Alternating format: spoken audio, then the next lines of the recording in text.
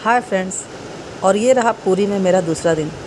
सुबह सुबह नहा धोआ कर तैयार होकर हम सभी दोस्त भगवान जगन्नाथ के दर्शन करने के लिए निकल गए।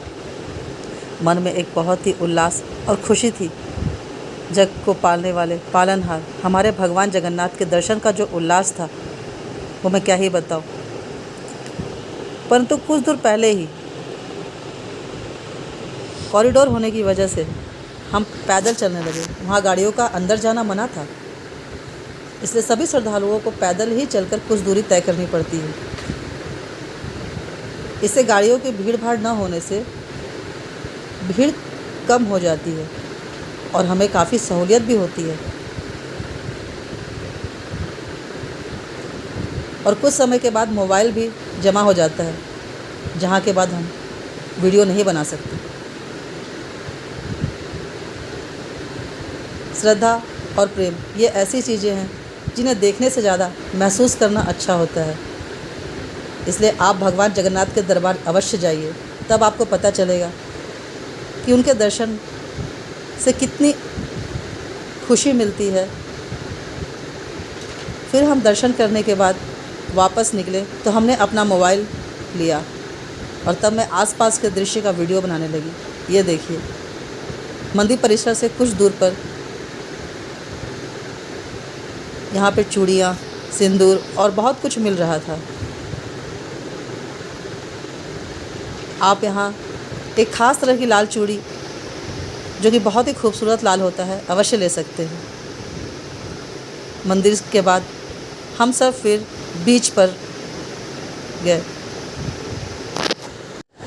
कोणार्क में स्थित चंद्रभागा बीच, वहाँ आसपास छोटी मोटी कुछ दुकानें थी जहाँ से हमने टोपी और सनग्लासेस लिए।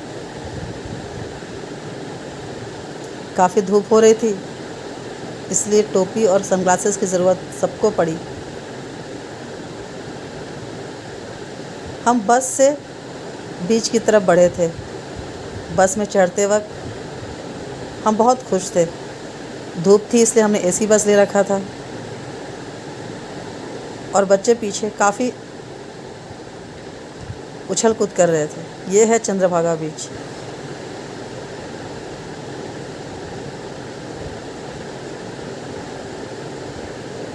नारियल पानी, पुरी में जाने के बाद नारियल पानी पीना तो ज़रूरी हो जाता है, इतनी धूप जो रहती है। और ये है चंद्रभागा बीच, बहुत ही खूबसूरत बीच, पर इतना बड़ा कि आप इसमें बहुत अंदर तक नहीं जा सकते। किनारे में ही लहरें काफ़ी तेज़ होती हैं। ये दूर से देखने वाला समंदर है जो आपको दूर से सुकून देगा। इसके अंदर ना ही जाएं तो अच्छा है। समुद्र का ज़बरदस्त शोर और उसकी खूबसूरती, कुछ खूबसूरतियाँ दूर से ही अच्छी लगती हैं।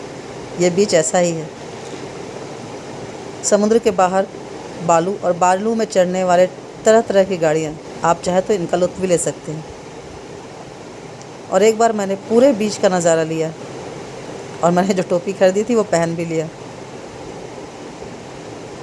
ये देखिए कितना खूबसूरत बीच। समुद्र की अपनी एक गहराई होती है जिसे कोई नहीं नाप सकता। हम लोगों ने यहाँ काफ़ी फ़ोटोग्राफीज़ की, पर हमने बच्चों को समुद्र के अंदर नहीं जाने दिया। जैसा कि मैंने आपको बताया, ये बहुत ही गहरा बीच है और लहरें काफ़ी प्रचंड उठती हैं।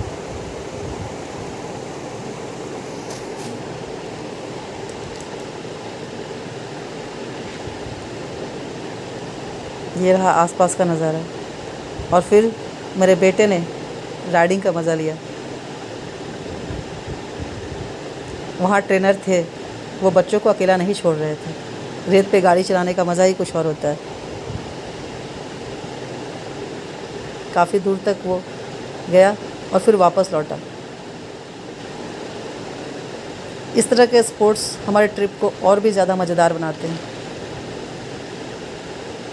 और ये लाइफ के कुछ ऐसे पल होते हैं जो हमेशा याद रहते हैं।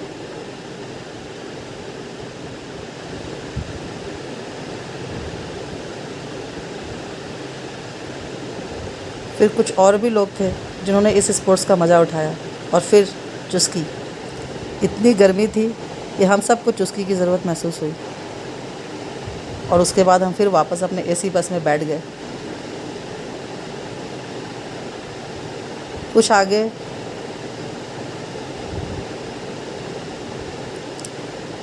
चलने के बाद हम लोग बस में ही गाना गाने लगे और एंजॉय करने लगे। और ये है कोणार्क का मशहूर सूर्य मंदिर। ये एक अधूरा सूर्य मंदिर है, परंतु बहुत ही प्रसिद्ध है।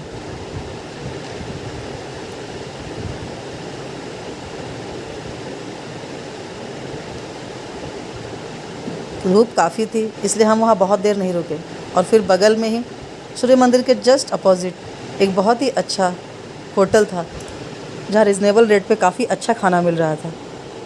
हम सब ने वहाँ दोपहर का खाना खाया। खाना बहुत ही अच्छा था और खिलाने वाले ने भी बहुत प्रेम से हमें खिलाया। और वो कह रहे थे कि आप जितना चाहे उतना खा सकते हैं।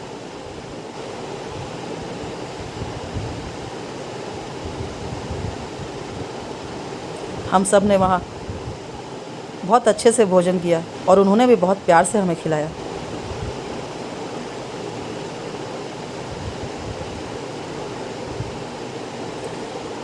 और फिर कोणार्क में ही हम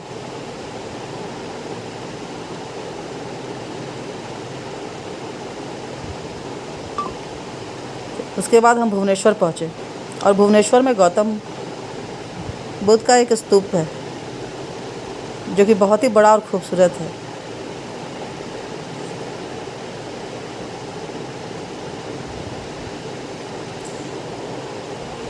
ये रहा भुवनेश्वर। स्तूप के छत पर से मैंने भुवनेश्वर की छटा को अपने कैमरे में कैद किया। और स्तूप में तरह तरह की कलाकृतियाँ बनी हुई थी, गौतम बुद्ध के जीवन से जुड़े हुए कलाकृतियों के साथ उनकी अलग अलग मुद्राएं भी थी। वो सोते हुए, तपस्या करते हुए, हर तरह से गौतम बुद्ध की मूर्तियाँ बनी हुई थी। काफ़ी बड़ा, काफ़ी खूबसूरत। ये देखिए गौतम बुद्ध लेटे हुए। बहुत सारे सैलानी आए थे और वो सब वहाँ वीडियोग्राफी करवा रहे थे। और फिर हम पहुँचे भुवनेश्वर के लिंगराज मंदिर, भुवनेश्वर का सबसे पुराना, सबसे प्रसिद्ध और सबसे बड़ा मंदिर लिंगराज मंदिर। परंतु वहाँ भी फ़ोटोग्राफी अलाउड नहीं थी, इसलिए मैं आपको सिर्फ बाहर का दृश्य दिखा पा रही हूँ।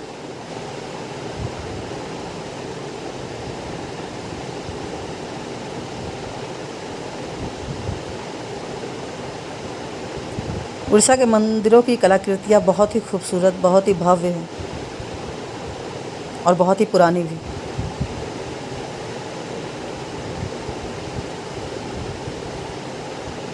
यह है लिंगराज मंदिर के आसपास का नज़ारा।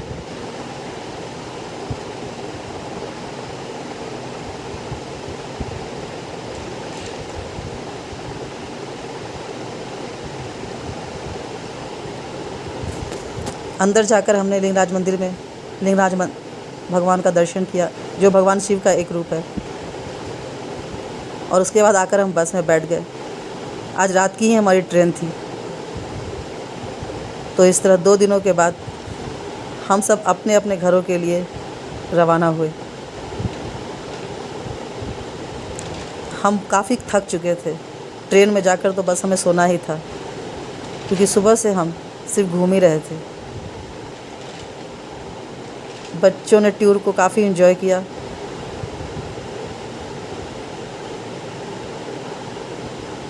और वो कह रहे थे कि अब तो हम सब घर जा रहे हैं। और फिर सब ट्रेन में बैठकर आराम से सो गए।